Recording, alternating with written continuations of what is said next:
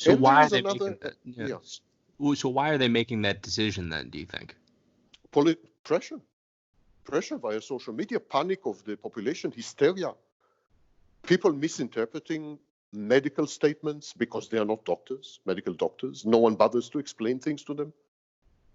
Budgets, a lot of money is sloshing around mysteriously and suddenly. There's well over $300 billion for medical research. It's very tempting, enticing. So you play a bit with the truth because it gets you funding for the next 200 years. There's many dirty things going on. The only thing that I had heard that's interesting. I didn't realize that the Britain's health official was saying that, because in the U.S., the Anthony Fauci, I think his name is, he's supposed to be like the lead infectious disease expert in the U.S., and he said something like 100,000 people might die, and I don't know if he's the one issuing these orders for quarantine or what, but do you think that that's, I mean, is that Realistic?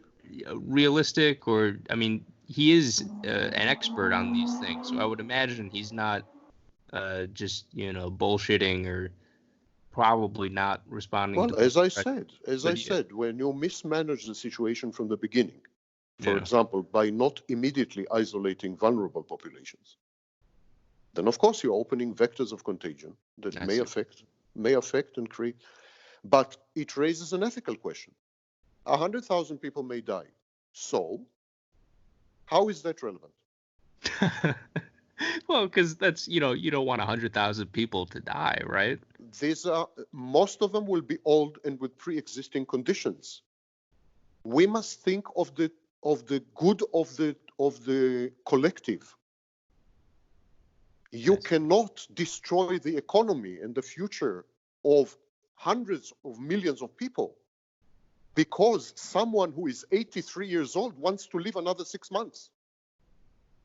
I am sorry. Right. There is a whole school of ethics in philosophy. One of my PhDs is also in philosophy. So there is a school of ethics in philosophy known as utilitarianism. And this is the most dominant school in ethics, well, nowadays. And utilitarianism states simply that always actually, you have to have an ethical calculus. The good of the collective versus the good of the individual. If, for example, we need to save one person's life by sacrificing the lives of 20, would you go for that? Sure. You wouldn't, wouldn't you? Well, this is precisely what we're doing. Sorry. I thought that you had flipped it around, saying save 20 people's lives to. No, if you were to save one person's life by sacrificing 20, no, would you? Of course not. Only an idiot would say yes. And yet, these idiots are in charge right now, it seems, because that's precisely what they're doing. I am sorry. Right. Life is tough and it ends with death. It's a fact that narcissists everywhere have to accept. They are going to die, shockingly. And when they are 80, it is expected of them to die with dignity and not to demand that the young sacrifice themselves. It is a war between the young and the old. We have reverted to the ancient world where the old used to sacrifice children to the gods to appease them. Right. This is the generation that left a legacy of a polluted planet, of civil wars, of 70 million displaced people and refugees. This is the legacy these 80 and 70-year-olds are leaving to their children. And now they have the audacity to demand sacrifices. The statistics are very clear. Unpleasant, but clear. Only 0.5% of people under the age of 70 die of COVID-19. 0.5%. And all these people are with pre-existing conditions. the number rises above the age of 70. At the age of 70, 1.4% die. At the age of 80, 14.8% die. As it should be. Nature has to kill people who are 80. They should die. They must die. Of something, you know? The thing is, Sam, if you went on TV and said this, people would throw rotten fruit at you. They would be so angry. Like, especially as a politician, there's no way they're going to stand up and say that. Of course they would be angry because everyone became a narcissist. Everyone wants to live forever. Everyone is godlike. Everyone is divine and immortal. You see 90-year-olds taking care of their bodies as though they were temples and shrines, you know, fitness centers and devices that measure blood pressure and all kinds.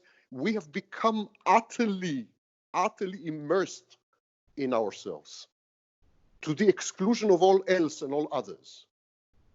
No one wants to take one for the team.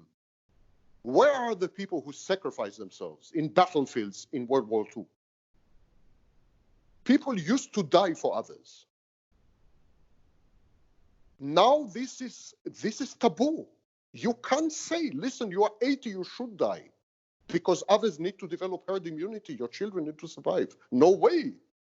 No way. I'm the center of the world. I'm godlike. I'm divine. I will never die.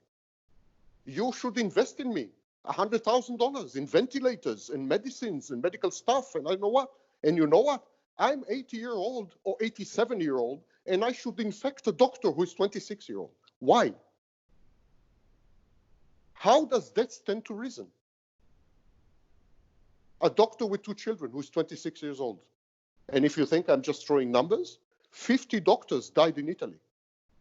In Italy, the vast majority of the people who died were above the age of 70. Actually, more than half of the people who died were above the age of 80. 50 doctors under the age of 50 died. Is that justified? Can anyone justify this insane arithmetic?